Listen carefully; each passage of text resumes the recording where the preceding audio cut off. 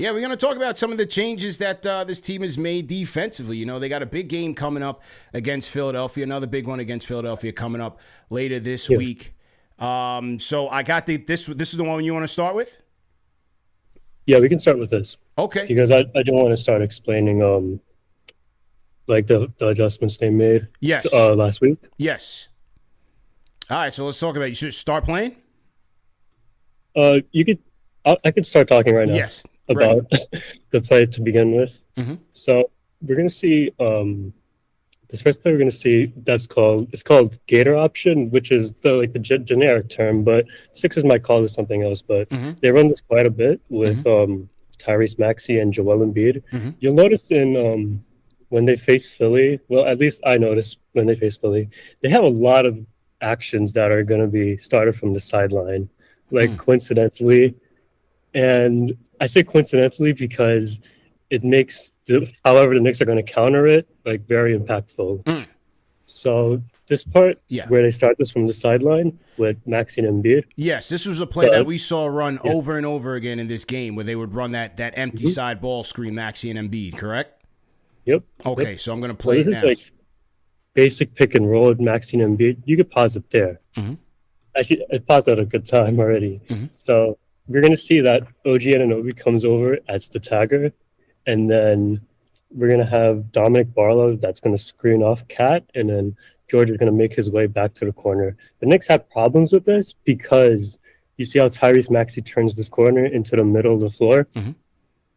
So now they're pretty much at this play's will, if you will, because when Maxey turns this corner, you only have one tagger that Embiid is rolling into, and this is Joel Embiid, so he's one of the best centers in the league, obviously, and you're gonna have to pay a lot of attention to him. And this pin in the corner is gonna take advantage of that, so you could run it. You see, he's in the middle of the floor now. The play's gonna be able to be ran, and then Cat's gonna get screened off here. I see. So you've got Brunson and Mitch here providing nail help, right? But you've got OG as the lone tagger, and that Cat kind of gets pinned here, where Paul George is kind of roaming free here for this corner three. Yes.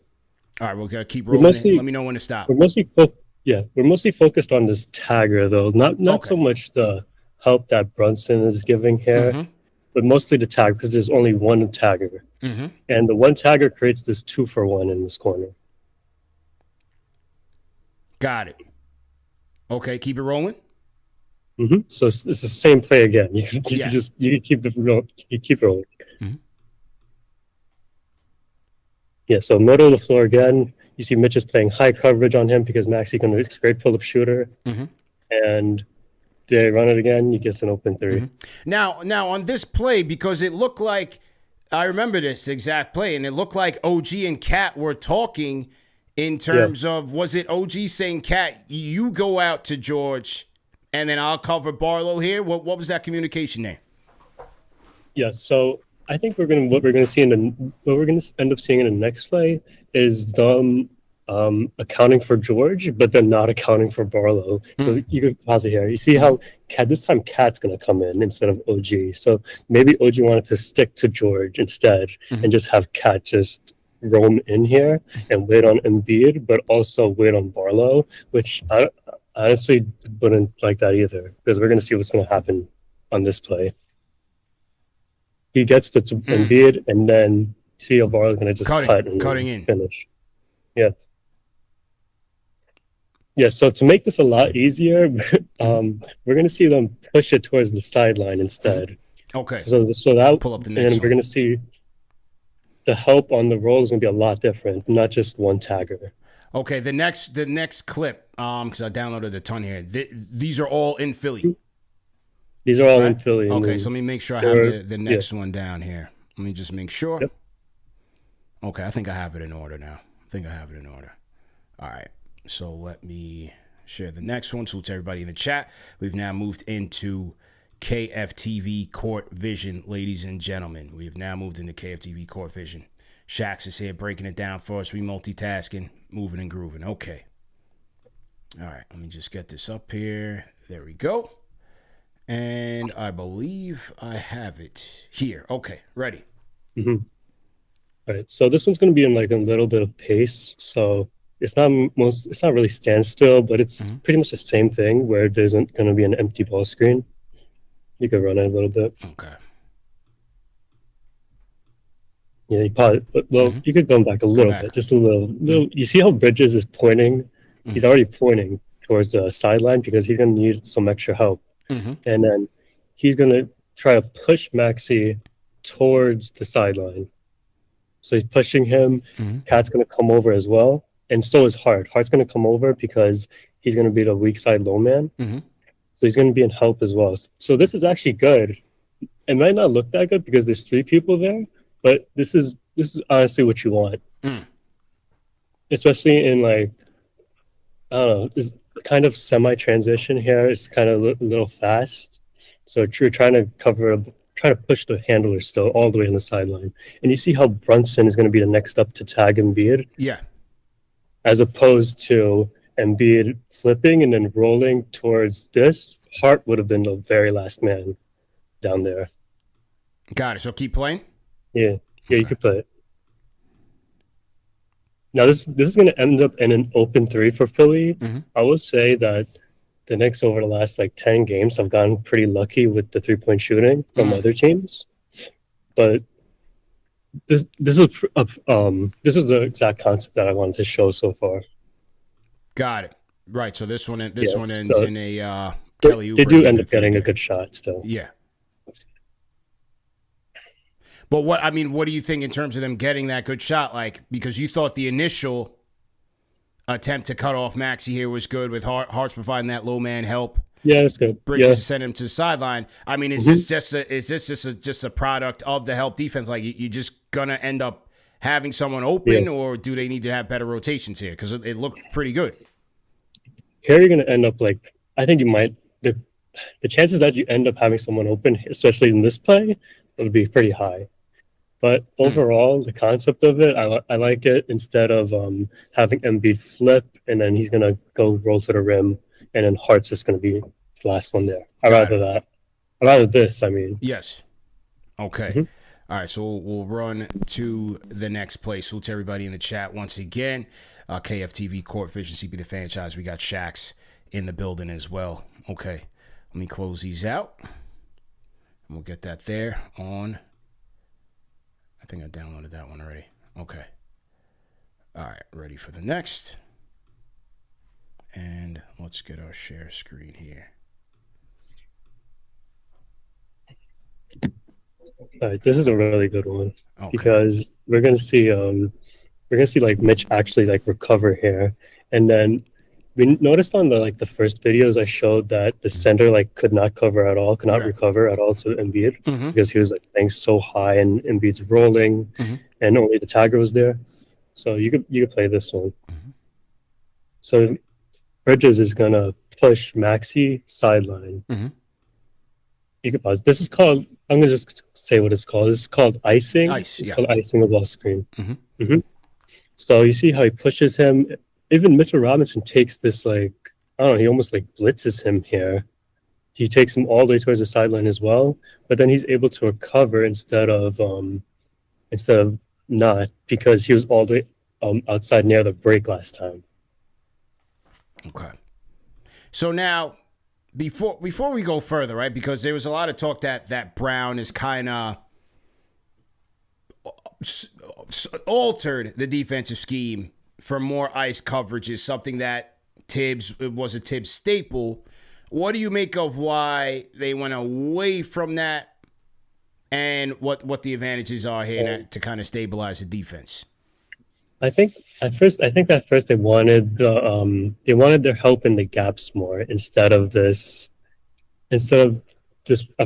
like manufacturing their help. I don't know if that makes sense, but you see how like there's three. I mean, I don't want to say there's 3 help defenders, but there's 3 people on Embiid's roll here that are just could be waiting instead of just one. So I'm not entirely sure why you would go away from something like ice coverage. Yeah. They did go away from it because you're gonna see on like the graph at the end, it's like so minimal that they did it. Got it. All right, so I'll play it here. Mhm. Keep going. Mitch is gonna recover to the rim, blocks it. There we go. This one blocked and it started going crazy. All right, here we go.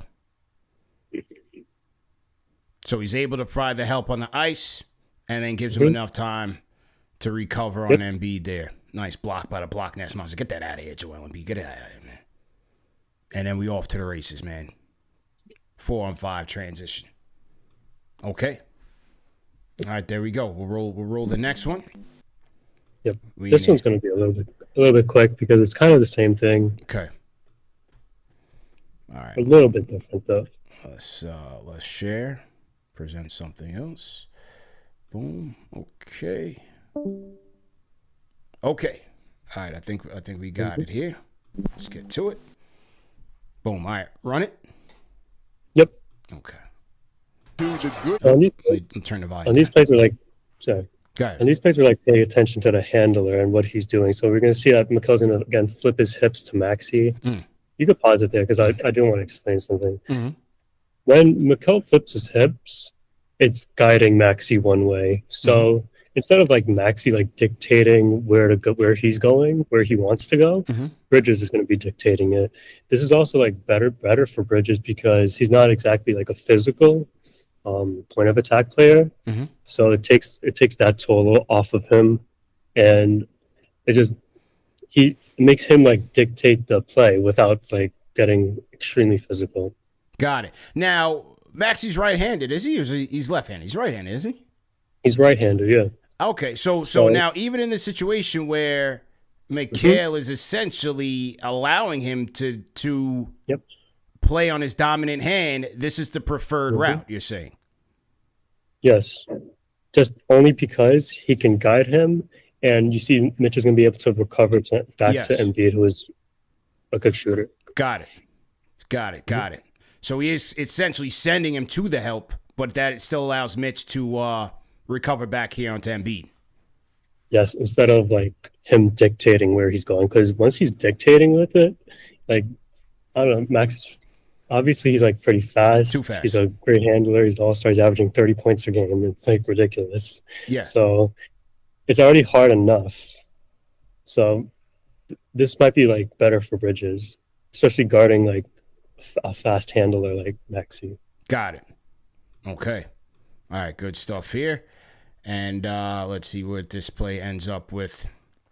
Right, well, it ends as a Mitchell Robinson foul, but you can stop it there. But the intentions were good. We started good. We started good. Okay. Yeah, we started good. All right, so we'll run to the next one here. Good stuff here, man. Lunchtime edition with Shax on the Grizzly, man. Reporting from the library. We're breaking down film from the library. This is what we're doing here, man. Let's go. Constructive conversations here on KnicksFanTV. Salute to the franchise channel members. Is that my guy James Baker? My guy James Baker in the chat. Shout out to Mellow Mike. We in here. Let's go. All right, let me hang on. Let me get to the next. Oh, got the wrong one here. Okay, let me get to the next screen that I want to share. Where is this? Okay, here we go. Okay, ready when you are.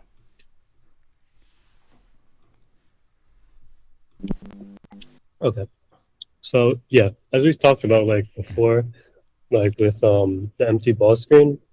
So I said that Philly has they have a good amount of actions that are like leading to a sideline ball screen. This is another one. It's called an Iverson cut. So this one is an Iverson and follow, which I guess is pretty cool because they're the 76ers and is named after Allen Iverson. So this he's gonna make the cut here, and then the screener is going to follow him instead of ball screen. And then you see OG's going to turn his hips and ice it. So this is like a perfect play. It's like auto ice, this one. Automatic. Because you see how, who is this, Bona? He's going to roll into all this help. He's going to roll into all this help instead of McBride being like another tagger. Gotcha. And then George makes this shot, but you live with this. Yeah. Got it. So this by Paul George. This is the Iverson cut here. Gotcha. And then OG ices it. And then you got the help there to cover Bona, but it's just a better shot by Yeah. Paul George. Okay. All right, there we go. All right. On to the next one here. Salute. Okay. Let's get to the next one. Which one was this? Let's just make sure. Is this the PG one? Game. Hang on. Okay. All right, here we go. So same play, same exact play. Mm-hmm. And then we're going to see OG like flip hips again and just push him sideline. See? And he gets it back, and then he can also go and help. That's just him being OG there. Yeah, yeah. Again, like flipping his hips and then pushing him toward the sideline.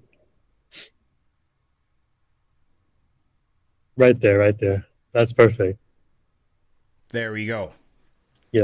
Instead of George going over this and going to the middle and Bono flipping again. So yeah, it's just a lot better. Better coverage there. And he got the sideline as extra defender. And there goes the dog, man. Gets through the screen. He's fighting through the screen. Gets a deflection there. Gets on the ground. Almost gets caught in the arm bar. That was a little dangerous when I saw that play. I said, whoa. Yeah. I said, whoa. Let's make sure his AC joint ain't popped out there. But, hey, good job by the dog recovering. And that's just what he does, man. This is all defense type of play here and leads to the McBride steal. So hopefully both of those guys come back healthy. Okay. Yep. All right, next one here. CP and Shax in the building, man. Make sure you guys are following Shax and subscribing to the Substack. And make sure you guys are following him on Twitter, X, at ShaxNBA. Make sure you guys are following Shax there, okay? All right. A couple more here. To everybody rocking with us, man. Good show so far. Okay. We up to the next one. Here we go. Okay. So this one we're going to see, this time Josh Hart's going to ice it. And then this time you're going to have to see OG's activity. So I feel like when you're icing the ball screen, it also unlocks OG a little bit more off the ball. Because then he can like roam a little bit more. He doesn't just have, yeah, you can pause it here. He doesn't just have to be like Landry Shamet, which is like the low man. He doesn't just have to be him. So he could just, you can stunt at Embiid and then come back to Edgecombe. Yeah. Yep. You see how fast he gets there. Yeah, it's good recovery. Crazy. It's good recovery. He's got the strides, man. He's got a great gait, good strides, and he's got the wingspan. Yep. All defense right here, ladies and gentlemen. This is why he's all defense.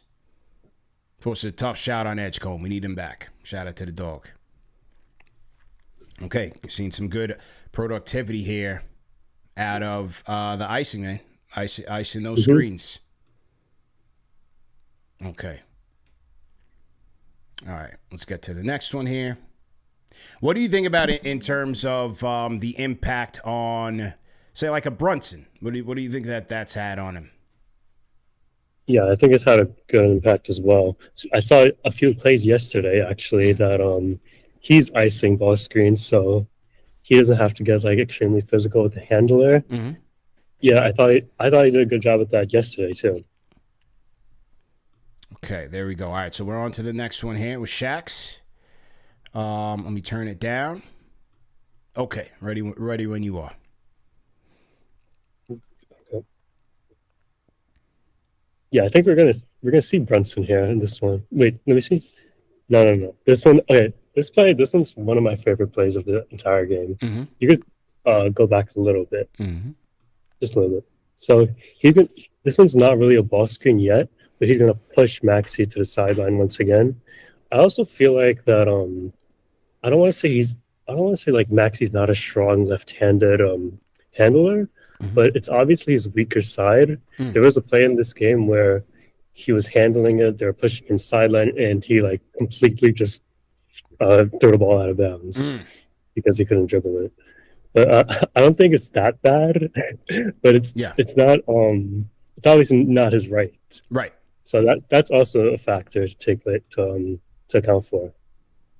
Got you. Okay, so we'll run the play and let it play here. Here we go. And then, sorry, wait. You could pause it still. Pause it. Okay. Because OG is gonna come in again over on the wing and not as the low man. So you see that Brunson's the low man here. And OG's instead gonna push down and help on this drive. So he doesn't have to. In ice coverage, he doesn't have to be the low man. He could like help in multiple ways. He could help on the pop. He could also help on this extra drive here. Yeah. So kind of like both of those 45-degree angles, if you will. You got OG because he's got the recovery time. It's a good strategy, man. He's got the recovery time, the wingspan to drive out and close out on the shooters and to kind of help Brunson out as well. So the reason I love this play so much is because he does so many things on this one play. So he's going to help on this drive, right? And you can keep it playing. Embiid shot fakes. They're going to reverse it to George, and then Brunson's going to be guarding George now. And then he's going to come over and help. So you see how much stuff he's doing on one play.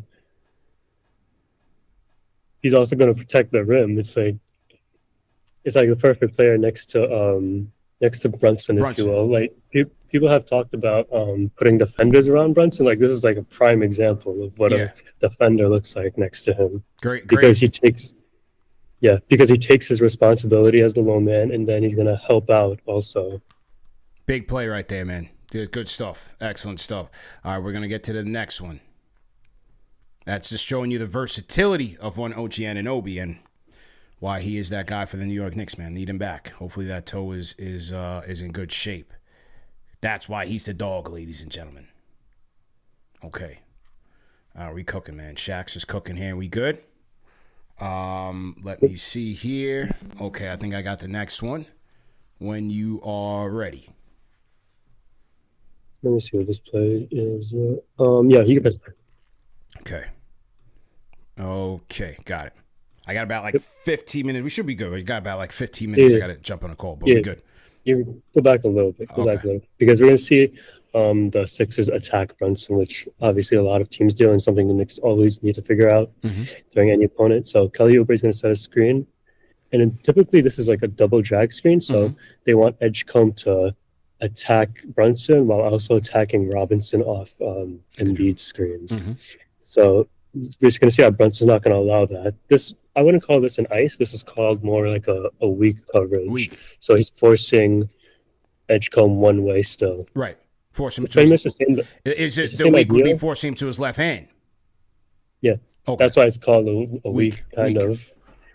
But it's not towards the sideline though. This one's going to be more in the middle of the floor. So I call it a weak. So he's going to weak it. And we see that Robinson's going to be in coverage as well. He's going to make sure he's in front of Edgecombe, not on the side of Embiid, because he's going to be pushing him that way. And then the play just develops into Embiid just ISO Robinson, which you want this if you're the Knicks.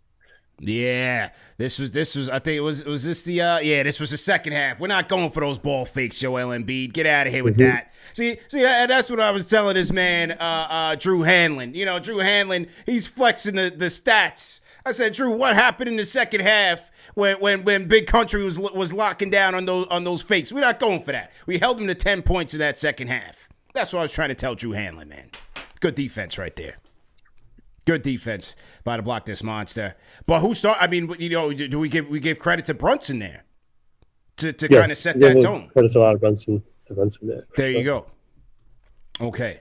Moving and grooving, man. Excellent work here by Shax. Once again, make sure you guys are following him on Twitter at ShaxNBA, man. Does great work breaking down film for the Knicks as well as the analytics, man. Does a great job tracking all of this stuff for us. Okay. So we have two more videos. Yeah. Got two more. Got two more. We good. We're doing good on time. And I believe, yes, we have it here. Okay. All right. So cooking. All right. Here we go. Ready. Not really the part I wanted to show, but you're going to see that Brunson's going to hedge the Embiid screen and then Robinson go under. So that's like the coverage you want on that one. On Okay. the very first ball screen. So Okay. So in this ball screen, Mhm. here's Cap hedging. Yeah. And He's going to hedge it, and then Robinson's going to go under the screen. got it. So that Brunson can recover to Oubre here and get Mitch back on Embiid. So, yeah, we're going to see OG push. Again, he's going to push sideline here. Pushing sideline. You see how all this help is rating for Embiid on this roll? Yeah, they end up switching this, but this still matters because say that Embiid flipped it on this other side, he would have had like a switch on OG, which, I mean, OG's a great defender, but he has a lot of size on him as well. So this could have been easily a post-up ISO opportunity for him, but it's not because of all the help on the switch. There we go. Good stuff, man. Good work. That's when they started really digging in. Forced a tough shot there by Paul George. Okay. All right. Last one here. And then we'll get to the analytics. Great work. Great work so far. Okay. Let's get to it. Boom. Okay. And let me just get the volume down here. Okay. Okay. Bye. Ready? All right. Oh, I don't So he's going to force him. Hang on. Okay. That went really good. Yeah. Yeah. So we're going to see OG again. He's not even the low man here again. He's going to help out on Shamit's push towards the sideline. See where OG is? He's not even the low man here. It's Brunson. He's going to take his responsibilities again. So he pushes him down. That's going to stop the drive.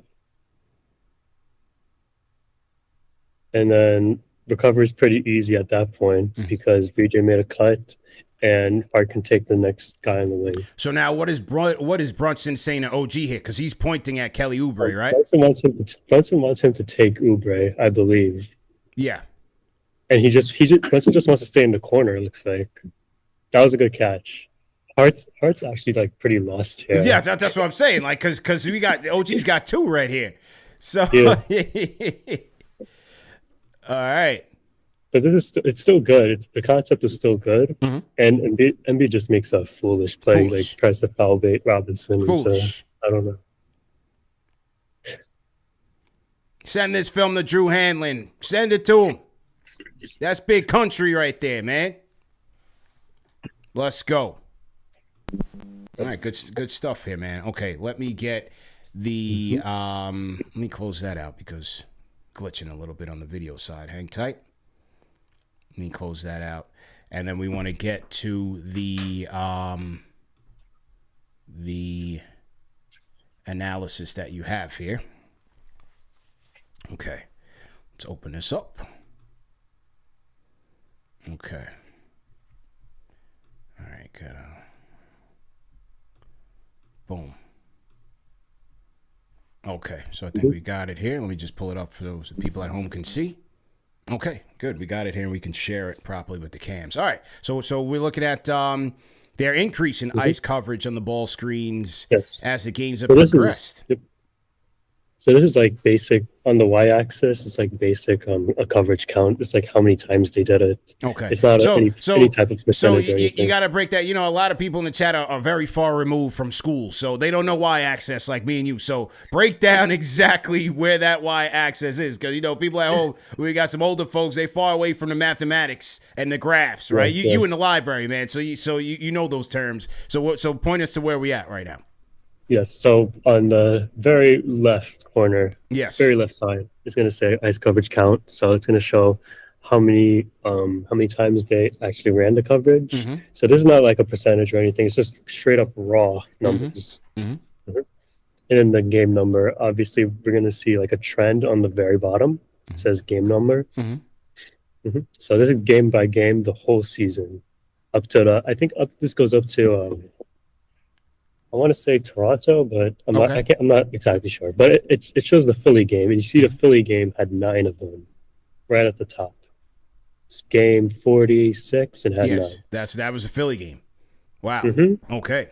So there we go. So where was the Dallas game? That was that Dallas MLK game. I wonder which game number that was. I could check. That one is game. I think it's game 44. 44. All right. So it was just about right there. Yep. Okay. Wow. So you see a pretty big jump there. Yeah, you want to guess how many points Philly scored on them? How many? Let me see the 0.44 points per action across 9 possessions. Wow. There you go. Very, very few, man, when the season first started, and now we had a huge spike. Yep. So Mike Brown must have saw something here. Yeah, they just rarely did it, even across even compared to other teams. Mm-hmm. Even compared to other teams, it's extremely low. Yeah. So they really ramped it up. Yeah. Yeah, I would love for these guys on the beat to really ask him, like, obviously this was what Tibbs was running with. Do you have the tracking from last year with Tibbs in terms of the on screens, or you just started tracking it this year? Only did this year. Yeah, I'd be interesting to find out from Mike Brown why, or even from Mike Brunson and those guys, like why they allowed Brown to kind of switch that, and what was the impetus to moving back to it. Yeah, I'm sure Second Spectrum has something on last year. Yeah, if you were to look at it. What they ran last year. Yeah, man. Nah, good stuff, man. Great stuff once again by my guy Shax. Breaking this thing down. We got the film and the analytics to back it up. All right? This is what you're getting here on KFTV. Make sure you're following my guy Shax NBA, man. Double duty right now. He's hitting the books. He's in the library right now getting his study on, and he's breaking down film while eating lunch. This is what we do on the #1 show for the fans by the fans, man. Giving you people what you want, man. What do you got coming up on the pipeline? Do you want to let the people know about anything? You want to promote anything? Yeah, I'm going to have I think, third part now. The third part of the playbook is going to be... Okay. There we go, man. So you have been just dissecting this. Yeah. I'm hoping to include videos this time, so... Okay. Yeah. All right, yeah, man. Well, yeah, listen, man, whenever you want to talk about it, man, you got the platform for you to do it, and we appreciate it. This is excellent work here, man. Great work, man. Yep, thank you. You should be proud of yourself, man. Good stuff, man. We're not getting this nowhere else. I mean, I don't even think people in the league are doing this to this level of detail, man. Oh, man. I would hope so. All right, man. Stay up, man. We'll catch up, bro. Mm-hmm. All right. That's our guy Shax, man. Tech it in. Salute to everybody in the chat. Hit the like button, hit the share button, subscribe to the channel. Big up to Shax. Shout out to Tag in the chat, man. Excellent work, man. Excellent work. Kid sharp.